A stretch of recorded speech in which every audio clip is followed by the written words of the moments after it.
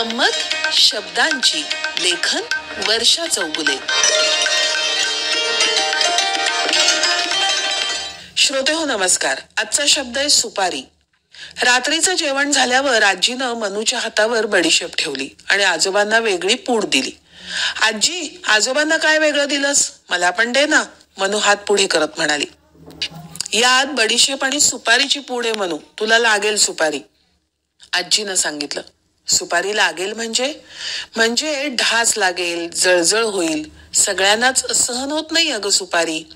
बरं, असं म्हणून मनूनं टीव्ही लावला आणि मराठी गाण्याचं चॅनल होतं आणि योगायोगानं गाणं लागलं होतं, नवरी नटली बानुबाई सुपारी फुटली.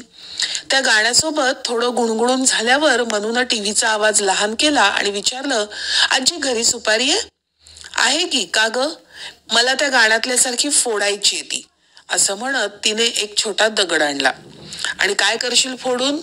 काही नाही, ती फोडेन आणि गाणं म्हणेन, मनूबाई नटली आजीबाई सुपारी फुटली.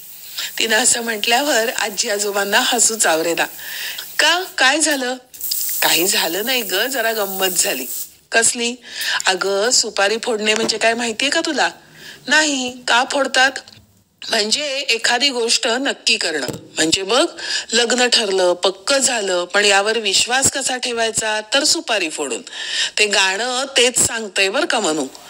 ओके, म्हणून नवरी नटली होय. हा, तशीच सुपारी दिलीही जाते मनू.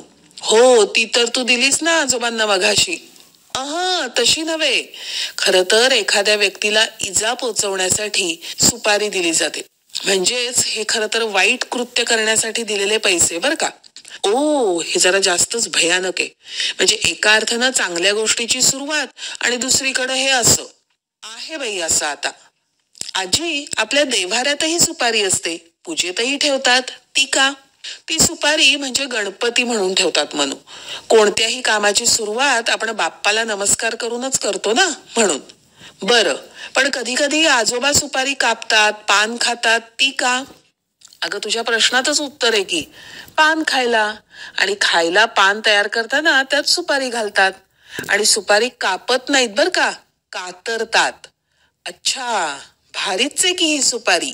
हो ना, मग उद्या आपण एका पान सुपारीच्या कार्यक्रमाला जायचंय. आता हे आणि काय नवीन? म्हणजे तुझ्या भाषेत रिसेप्शनला.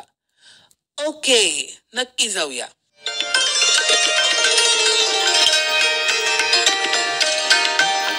गंमत शब्दांची, लेखन वर्षा चौगुले, वाचन ऐश्वर्या बेहरे.